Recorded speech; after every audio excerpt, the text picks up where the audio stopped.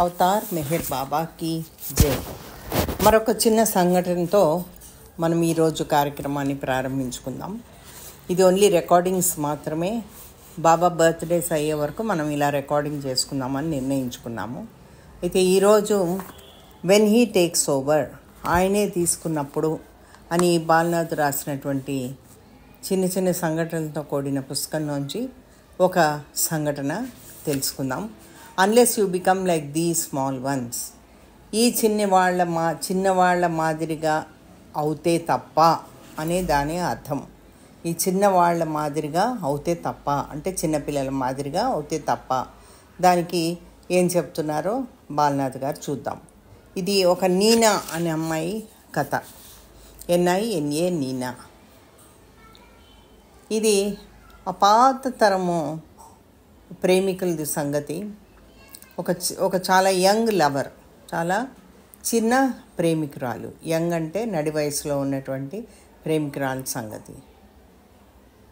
చిన్నగా అని కూడా అనుకోవచ్చు.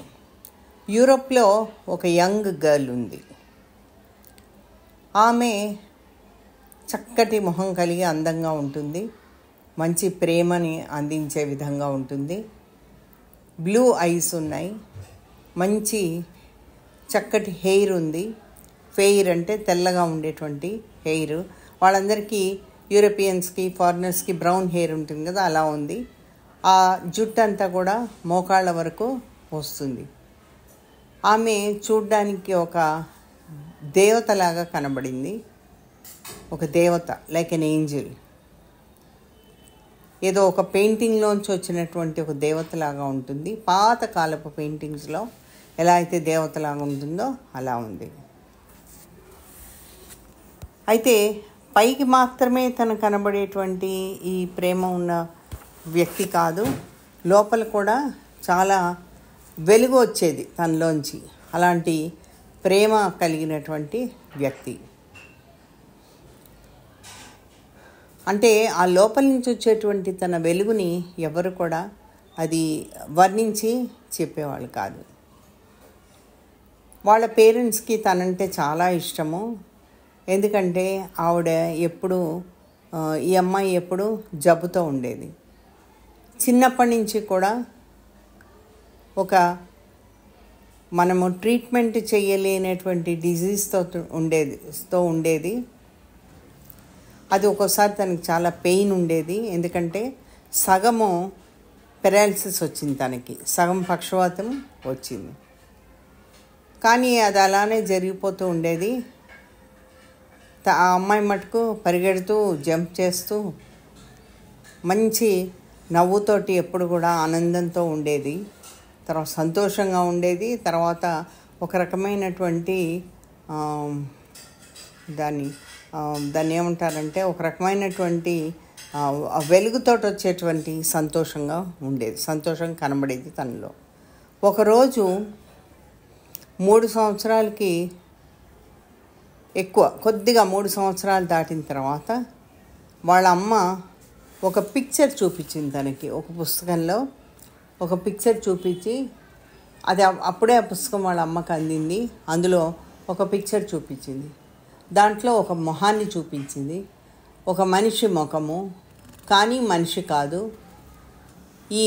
ఆ మనిషి మొహంలో ఒక లోతైనటువంటి కళ్ళు ఉన్నాయి.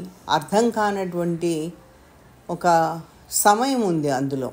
అంటే ఆ లోతు అన్నమాట, as the depth of time. అంటే ఆ సమయానికి కూడా అంత లోతు ఉంది అర్థం కాని విధంగా ఉంది ఆ మొహము. ఈ లోతులో తనకేం కనబడిందంటే సూర్యుడు కనబడ్డాడు. అయితే ఆ అమ్మాయిని తల్లి అడిగింది, ఎవరిది, ఏంటిది అని అడిగితే ఆ అమ్మాయి రిప్లై ఏమి ఇచ్చిందంటే, చాలా సహజంగా రిప్లై ఇచ్చింది, ఇది నేను అని చాలా సంతోషంగా నవ్వుతూ చెప్పింది. She smiled happily. ఆ అమ్మ చాలా ఆశ్చర్యానికి గురైంది. నిశ్చేష్టురాలైపోయింది అమ్మ. ఈ అమ్మాయికి ఎలా తెలుసు ఈ విషయం?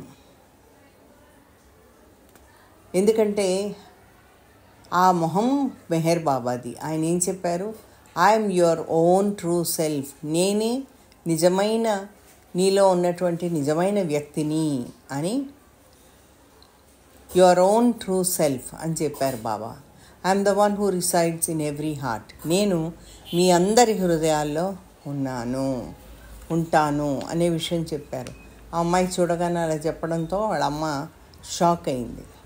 కొన్ని సంవత్సరాల తర్వాత వాళ్ళమ్మ మెహర్ బాబా దగ్గరికి, టోంబ్ దగ్గరికి ఇండియాకి వెళ్ళింది.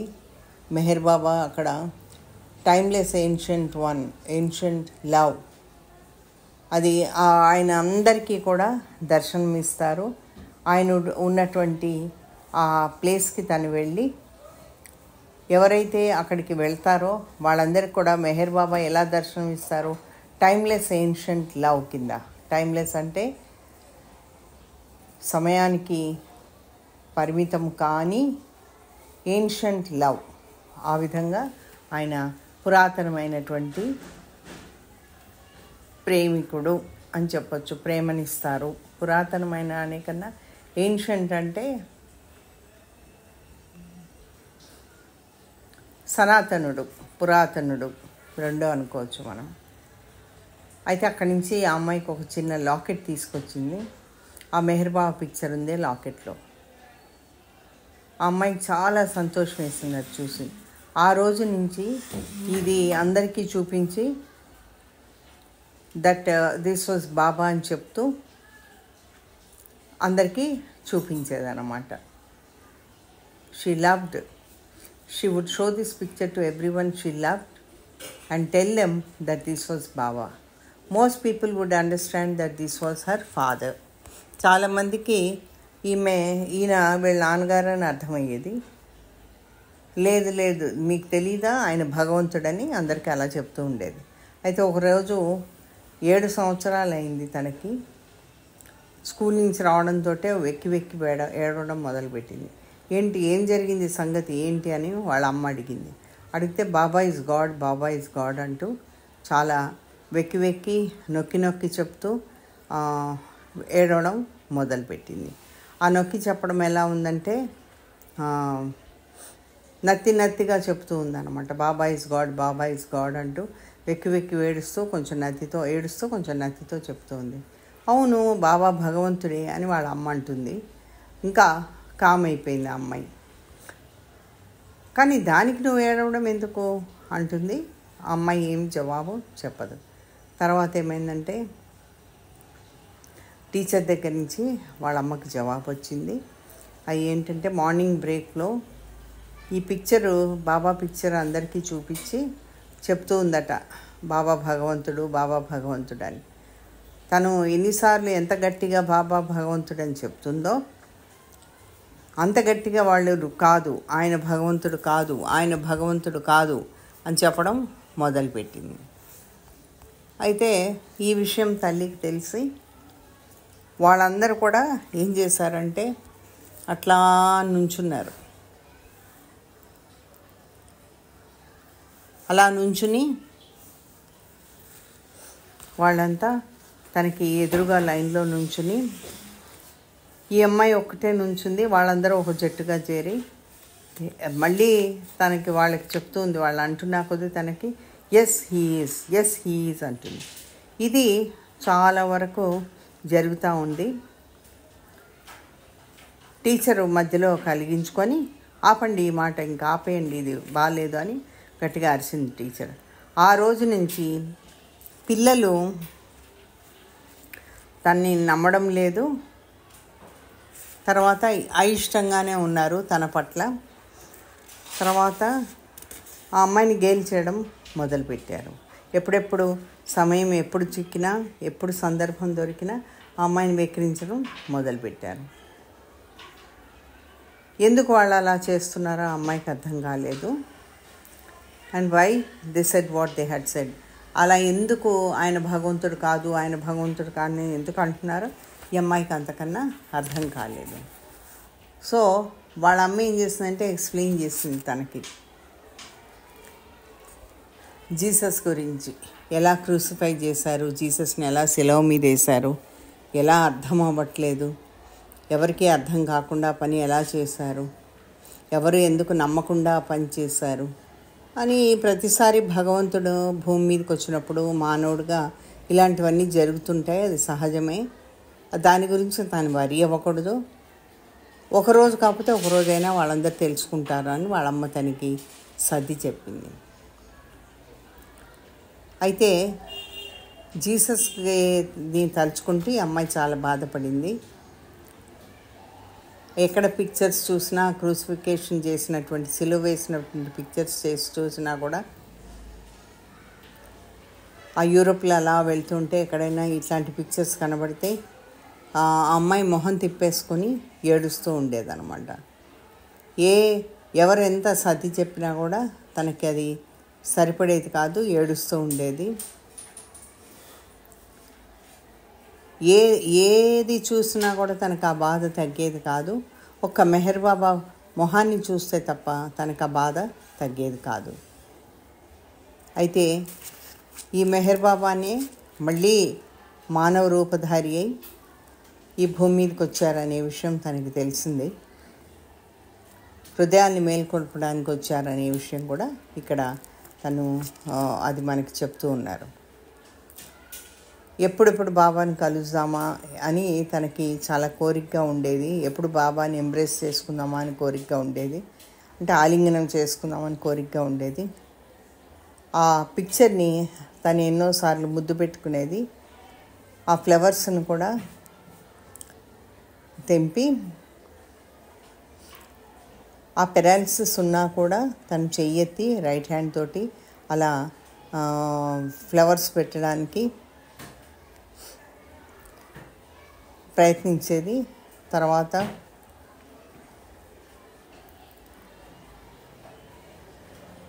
తన కుడి చేతితోటి ఫ్లూట్ని పట్టుకుని ఒక ట్యూన్ వాయిస్తూ ఉండేది. అది బాబా రాసినటువంటి గుజరాతీ హారతి ట్యూన్. చాలా ఇష్టం ఆ అమ్మాయికి ఆ ట్యూన్ అంటే. అదే ఎప్పుడు పాడుతూ ఉండేది. అలా పాడుతూ దూరంగా ఆకాశము భూమి ఒకటయ్యే ఆ కనబడే ఆ సీన్ చూస్తూ, this does something to me, I don't know how to explain. అది అలా చూస్తున్నప్పుడు నాలో ఏదో జరుగుతుంది. భూమి ఆకాశాలు ఏకమయ్యే ఆ స్థలాన్ని చూసినప్పుడు అదేంటో నేను చెప్పలేను అని అంటే, ఆ హృదయం మటుకు ప్రేమతో చాలా సైలెంట్గా ఏడుస్తూ ఆమెని తను బాబాతో అనేది చాలాసార్లు. వేరే పిల్లలు ఆడుకునేటప్పుడు తను మాత్రము బాబాని తలుచుకుంటూ ఆ హృదయంలో పరితపిస్తూ ఉండేది. చాలా సైలెంట్గా ఒక కార్నర్లో కూర్చుని లేదా నుంచుని లోపల జరిగే ఘర్షణని అలా దాని గురించి ఆలోచిస్తూ ఉండేది.